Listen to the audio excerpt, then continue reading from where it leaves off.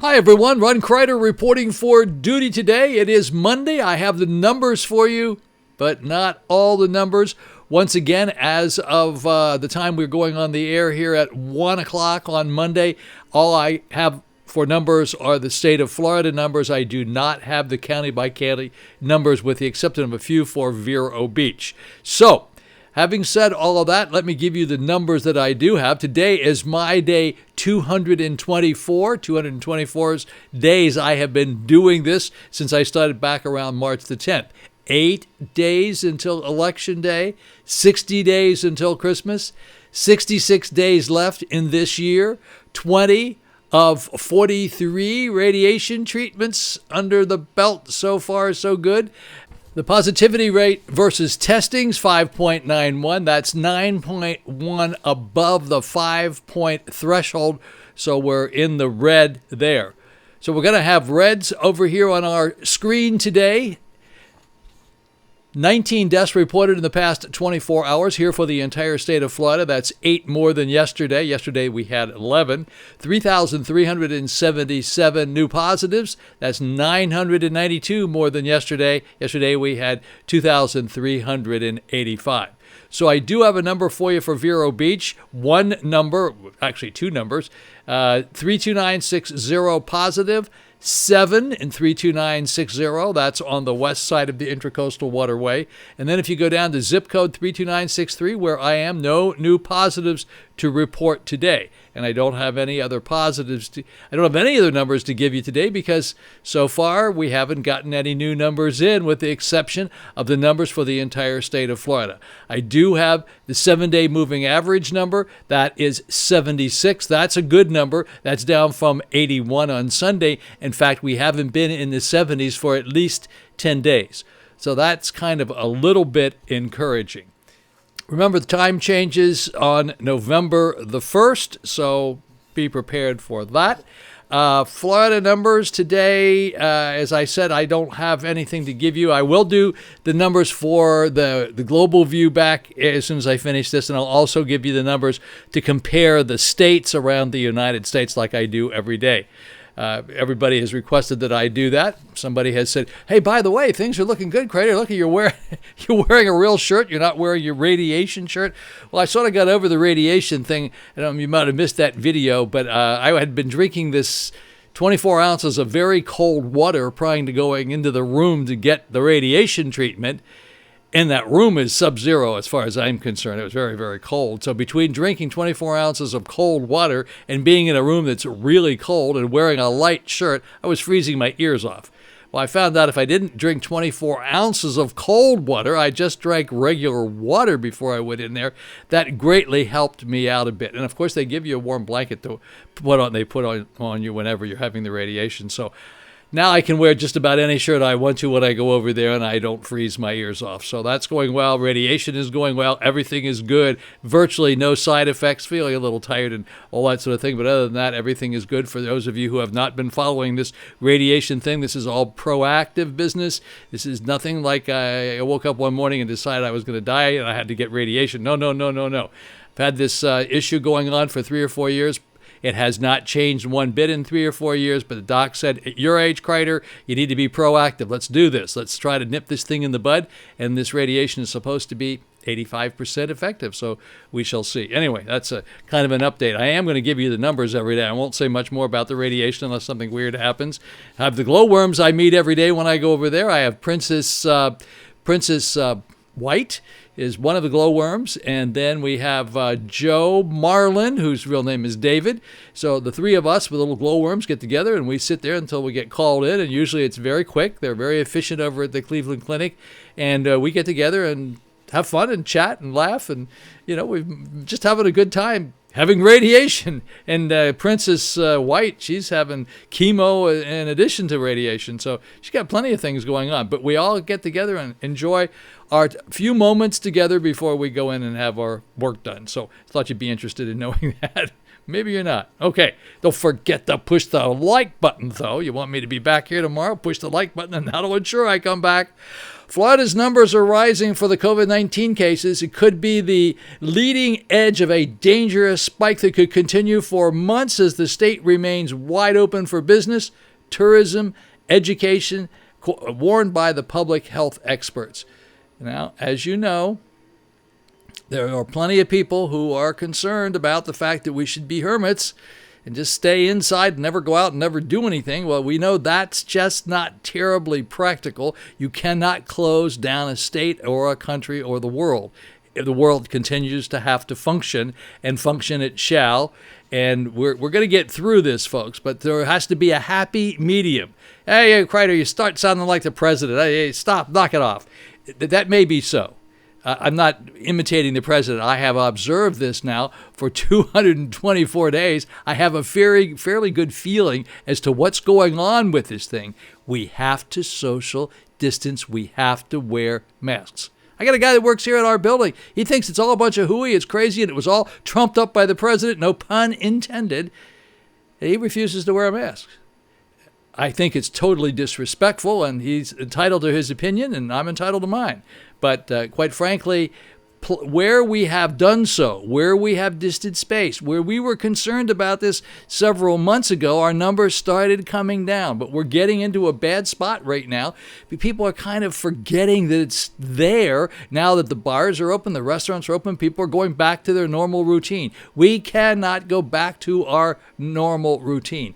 Nothing is going to be normal until we have this flu shot. Oh, by the way, one piece. I got this. Let me go right back here to the end. I'm not going to tell you all the rest of the doom and gloom. It's just ridiculous. But I will tell you this. Dr. Anthony Fauci said that by the end of November, the beginning of December, that there may be a virus there. It may be able to be administered, but there's not going to be enough of them to inoculate the entire country, for heaven's sakes. And those doses will not become available until we get into the next year. So it's going to be a while before we actually have enough vaccine. But he believes we will actually have a vaccine sometime before the end of this year. And that's what he said today, and he reported that on BBC. Of course, he's got his own little battle going on with the president as well. And there are plenty of naysayers out there that can say he doesn't know what he's talking about and all that sort of thing. Hey, this guy's forgotten more about disease and disease control than most of the regular docs really know. And you know what? Every one of these is a little bit different. It's not like they're all totally, came out of a little box and you just read up about this. This is new. This is brand new. We knew something about it. We knew a lot about it. We'd be a lot further ahead. We have made great progress. We have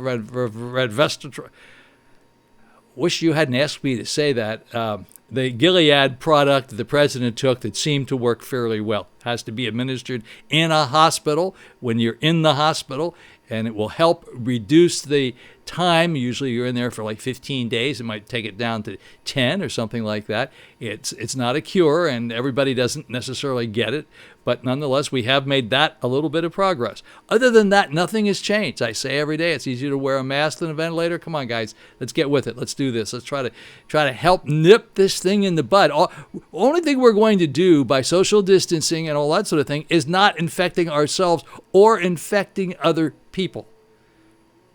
We could just kind of get it contained a little bit until we come up with the virus, the vaccine. That's what we have to do. Nothing else is going to help. There's no magic bullet here. The vaccine is the magic bullet. We don't have the vaccine. So just respect what you need to do to make this work. I've said it so many times. I've read many, many articles, not published by the White House, not published by the president, of people who thought it was all a bunch of hooey, got it, and then passed away on their dying bed, said, this is a bad idea. I really screwed up. I really made a terrible error. Alrighty, folks, we're going to jump into the numbers. Let me give you the weather report first very quickly. Weather report for the Treasure Coast here in Florida. Today we're going to have partly cloudy this afternoon, a little bit of thunder showers, high about 86 degrees. The winds east-southeast 10 to 15 miles per hour. A chance of rain today on Monday's about 40%.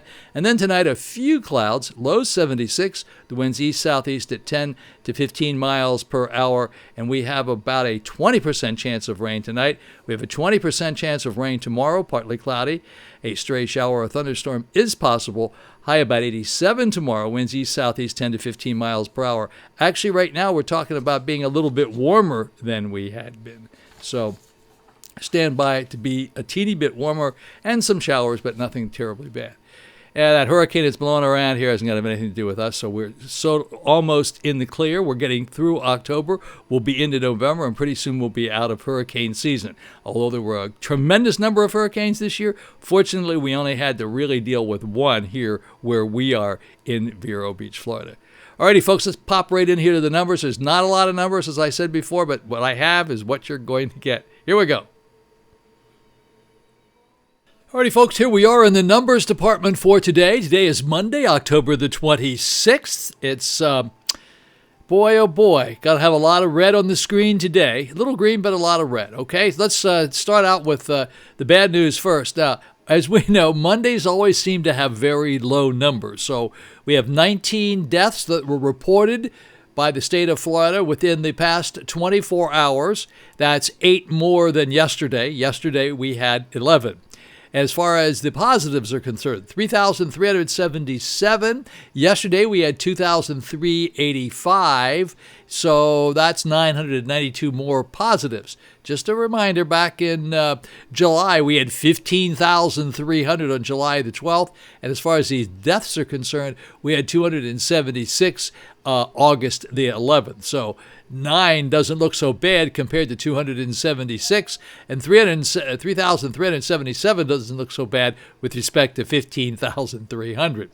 Any death is bad. Any positive is bad. I'm not making light of that, folks. Come on. Don't call me out on that one yet. All right, over here, let's take a look at the daily positivity rate. We're out of the safe zone. We're above 5%. That's a bad thing. We're 5.91%, almost 6%. Not good at all. Very, very bad. We're supposed to be under 5% to have businesses opening and reopening and things, even though they're already open. Doesn't make any difference. That's the line of demarcation. We're over that. Our positivity rate since we started doing this is 13.05. But we have red here, red on the daily positive, because that went up. The deaths went up by 8, and the positivity went up by 962. Now let me scroll down here a little bit further and show you the 7-day moving averages for deaths. Now, here we got a green. 76 today. Yesterday it was 81. Prior to that it was 86. And if we look back over some of these numbers here, we haven't had any 70s in the past 10 days. So that's pretty good, I guess. So 76 people passed away, an average of 76 people passed away each day for the past 7 days. So we had 19 today, 11 on the 25th on Sunday, 78 on Saturday, 76 on Friday, and then we had 2 big numbers, 163 on Thursday and 100 on Wednesday, and of course last Tuesday it was 85. So those are the numbers. Those are all the numbers I have. Well, that's a little bit of a fib. I do have some numbers here for zip code 32960, 7 new positives in zip code 32960. That's here in Vero Beach. That's on the west side of the Intracoastal Waterway. Over here in the Barrier Island, we have no new positives. That number remains at 167. Alrighty, folks, so there we go with the numbers. Those are all the numbers I have for today. Usually I give you county-by-county numbers all the way up from Miami. I can't do that today. Alrighty, folks, here we are taking a look at the states of the United States and how they rate it. Now, this is a very interesting one here. Look at this. We have Missouri showed up with 95 new deaths 48 hours ago. That's a very big number for Missouri. As you can see, we're having a bit of a problem out there in that state. Look at that, 85. Now, take a look at Texas. Texas had 40. They're in second place. Tennessee had 31 in third place. Massachusetts had 25 in fourth place. Illinois had 24 in fifth place. Minnesota had 21 for our Minnetonka friends in sixth place. Louisiana was in seventh place with 17. Arkansas was in eighth place with 15. North Carolina was in 9th place with 13. And California was in 10th place with 12. Look at all these new cities, new states that have popped up here that we were normally not paying a lot of attention to up at the top of the chart, like Massachusetts and Tennessee and Illinois and so forth. And then we get down here to California is in 10th place with 12. Now let's scrooge down a little bit more, and we'll take a look at Indiana. 12th place in, look at these numbers get so close. 11th place with 12. Florida was in 12th place with 11. Then we have Ohio in 13th place with 11. New York was in 14th place with 9. Pennsylvania was in 15th place with 9. We'll go down here to our Wisconsin friends in 18th place with 8. We'll go down just a little bit further for Maryland. Here we are in Maryland, 21st place for Julie up there with 5. And Colorado, look at this, 5. Okay, small single digits, 5 for Colorado in 23rd place. Flyover Lizzie, 25 in the 25th place. Sorry, Colorado was 23rd. Iowa is 25th with 4. Good going there. That's a low number. We like that. Right next door to Utah, which is in 26th place, and they only had 4 deaths in the past 48 hours. Let's go down a little bit further for, hey, look at this. New Jersey in 29th place. Look at Jersey.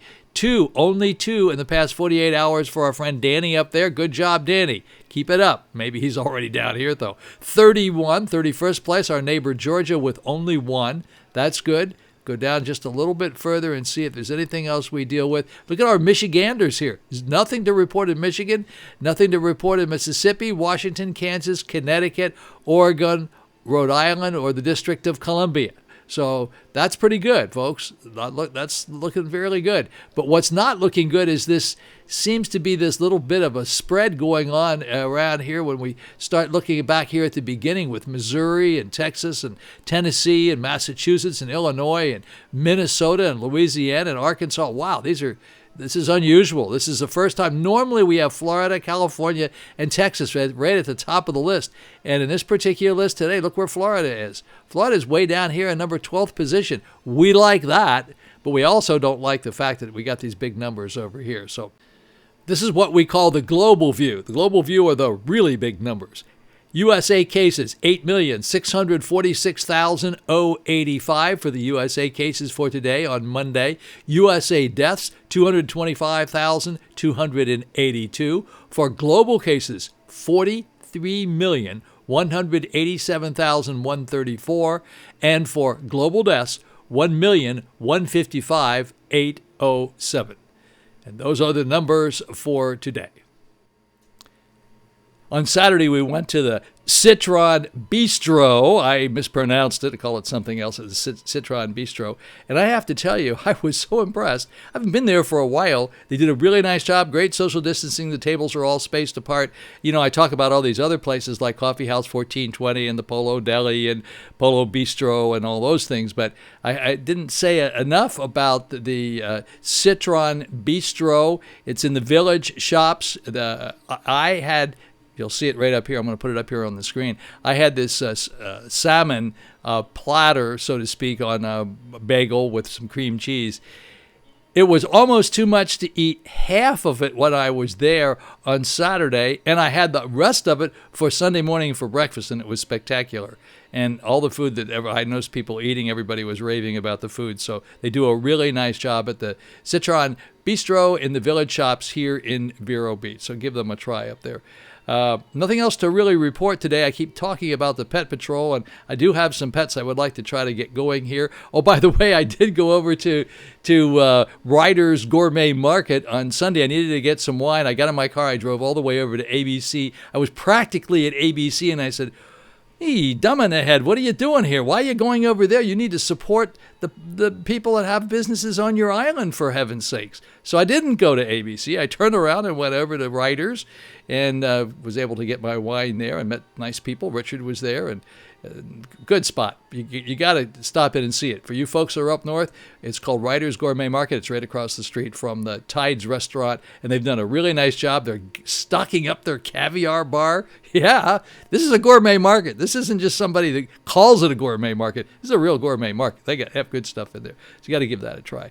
Alrighty, folks, that's Ryder's, and don't forget to go over to 1420, Coffee House 1420 in downtown Vero Beach. It's located at 2001 14th Avenue.